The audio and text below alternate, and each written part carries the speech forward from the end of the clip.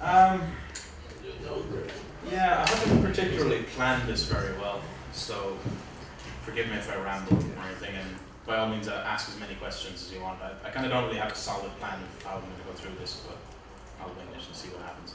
I want to talk a little bit about higher level sort of programming concepts. I'm very conscious that usually in our lectures we're talking a lot about basic level stuff, integers, ifs, whiles, all that kind of thing. But in many ways the real work of programming is far above that level. It's in the design of how objects interact with each other. I think one of the prime examples of that is in how we get, say, in a non-trivial program that hopefully will have a graphical interface, how we get the interface that the user sees to interact with the code at the very bottom of the pile and the business logic. So when a user clicks a button on their interface, let's say they're using Skype and they click whatever, dial mom or dial dad or something, that sets off a chain reaction of little bits of code executing in various layers to get right down to the very bottom layer where it looks for IP addresses and communicates with the network and figures out telephone numbers and that sort of thing. And usually the way we keep those sorts of things separate is what's called the model view controller pattern, where basically if we really think about it, there's two major layers to an application. There's the model, which is the bottom of the iceberg, the real sort of weight of the actual program. And then there's the little bit at the top, the view that the user can actually see. And in most cases, that view is a tiny, tiny fraction of what the program actually does. But it's what the user sees and it's what they use to interact with it. So right away we have the view and the model. Forgive the terrible handwriting, I've never been able to write properly. And that's fine. So what we want in the view is basically things like our window, maybe a button, labels for things, bits of text, buttons to click on, all that kind of stuff. And in the model, we'll have all the actual business logic of figuring out the real things that the user wants to do. Another example might be, say, if you're using Microsoft Excel, where you see things in a grid, but that's not necessarily how it's represented in the data structure below it. And when you type in a formula to a piece of the window, the formula doesn't get executed in that piece of code that represents the window. It gets passed down to the model layer where that weird mathematical computation will be done. And then the model will figure out what the result of it is and pass that result back up to the window. And then the window will display it. But to the user, it kind of looks like it's all happening in the one space. Whereas from our perspective, there's several compartments that the program runs in. And it's kind of one of the fundamental points of object-oriented programming is to keep all these things separate and have all the objects be as blind to each other as possible. That the view shouldn't be fully aware of what's going on in the model, and the model should more or less be completely unaware that there even is a view there. And that becomes very useful later on when we start testing our program, because it becomes a bit of a nightmare if we have to run the entirety of the program at once to test any one part of it.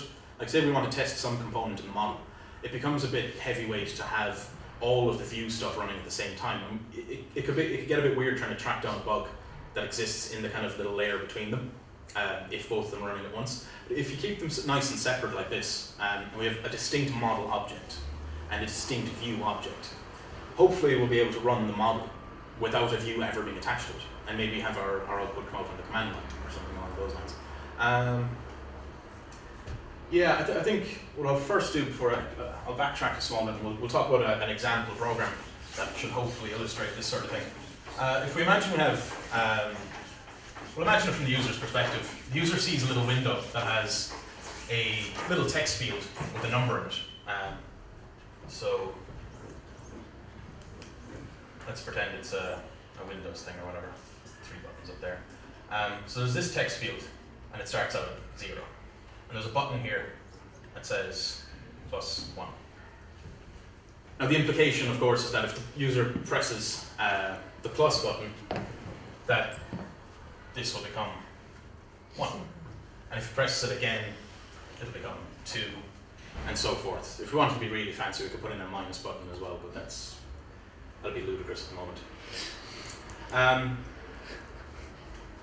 So we definitely have at least one object that we can see visibly here. We have a view, which consists of our three basic sort of components. The frame. Has anyone used the graphical frameworks in Java, the Swing library, or anything like that?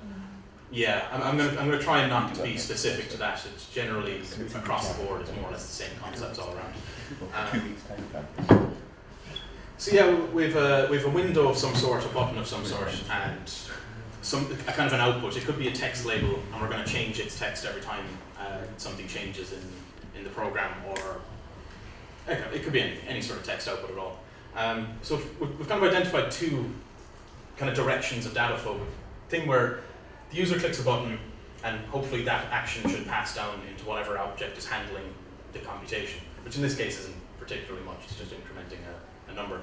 And then we have the opposite, where that object at the bottom needs to talk to the view to update it on what's actually going on, and keep it updated on the state of the number it's keeping. So if we say, this isn't really a calculator, but we'll call it a calculator.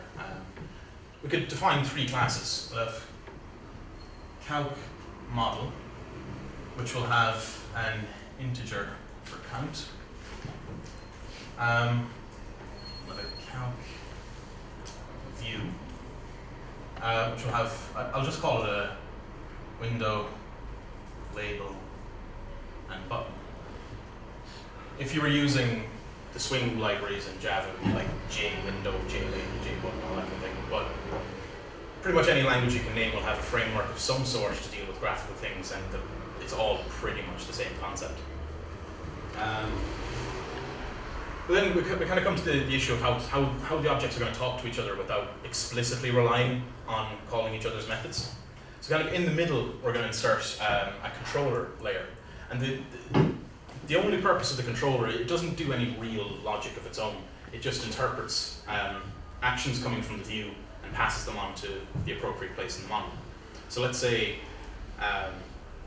you've got a program where it's some sort of user login kind of thing with a username and a password.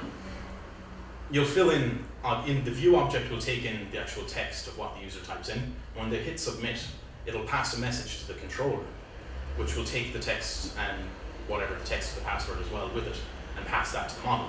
Now the controller will never actually do any of the logic of figuring out if the password is correct or not. That's the model's responsibility. And we can presume then that if the username and password are correct, the view will be updated with the appropriate thing. I don't know, it'll log into whatever program it is, or it'll come up with an error message of some sort. Yeah, so can I get this diagram up again? No, it's the wrong way around. Again. So you will create each object into a separate one? Yeah, we're going to keep them all as separate as possible. Obviously, because they need to work together, they can't be completely separated from each other. They have to rely on each other to some extent. But in object-oriented programming, it's definitely a good idea to minimize the direct connections between things, because you want to maybe, let's say even in this case, if we wanted to port this program to another operating system entirely, that for some reason didn't have any of the graphical framework that we've been using available to it. Like, let's say this was a Java application running on a PC, and we wanted to port it to Android. Obviously, we'd have to rewrite the actual view to take account of touch interfaces and stuff. But if we've done this properly and we've kept them all nicely separated, we can reuse the entire model and hopefully some of the control. And the work of porting it becomes pretty minuscule at that point. Well, I say minuscule, but it'll take you 6 months to do it. Any questions so far before we start getting into actual kind of pseudocode of how you'd actually assemble this kind of thing? Is the concept all, yeah? Yeah, I'm wondering, is it impossible to just link the view to the model directly, such that the view will just pass whatever is required to the model? You could do, and it would probably work, but you'd probably run into trouble with testing, because if you wanted to test the view on its own, it wouldn't work without the model. Let's say if you came across a bug where you weren't really sure whether it was the view causing it or the model. If you tried to test them in isolation, they'd fail because they have a direct dependency. Whereas if you tried to keep them as indirect as possible, you could For instance, you could have a view but insert a fake controller and then not have a model at all. And that would minimize, obviously it would eliminate any possibilities of something going wrong in the model. You can test each individual component of your program separately then. And the opposite would be true as well. You could have, where you're maybe in the early stages of development, you want to run the model before you've even bothered to do a graphical interface for it. And you just maybe want to do it through the command line. Or some other, maybe your graphical interface team is doing a mock-up of the interface, and that needs to change as the project develops. But if you can imagine that if those two objects were coupled very tightly together, every time one thing changes, the other team would have to rewrite huge sections of code.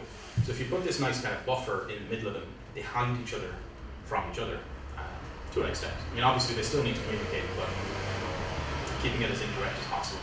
Anything else? Are we ready to plow on? In Java, it's very similar to like Xcode. You have like an interface builder. Well, the way Objective-C and Interface Builder and that kind of stuff works is very slightly different. Kind of down to some of the way Objective-C and the Cocoa frameworks actually work means you can eliminate a good deal of the controller stuff and just have, because there's a good bit of indirection built into the language itself. It's similar concepts, but different languages and different frameworks implement this kind of thing in a different way. But conceptually, it's all broadly similar. Right, I suppose the first thing to bother with is supposed to be to do our model object, which I'm going to have to look up because I haven't really memorized it. Yeah, so if we say we have a class, calc model, integer for count, and I've mentioned before that we're going to have some sort of way for the top layers of the application to observe what's happening or to be updated on what's happening in the model. Because imagine if whenever the count changes, it's not really of much use to anyone if the view is never updated with that change. But then that kind of brings us to mind of how we keep it updated. We're going to use something called the observer pattern, which I'm not really going to get too far into because it's kind of beyond the scope of this, but suffice to say that we'll keep an array of some sort. Like in this example, I used an array list, which is a Java class. Basically any sort of an array, whatever arrays you have in your language will do. We'll call them observers. That's our two, in this very simple case, that's the only two things we need to keep track of. There's no other advanced sort of computations going on. Suppose then the next one to have is a method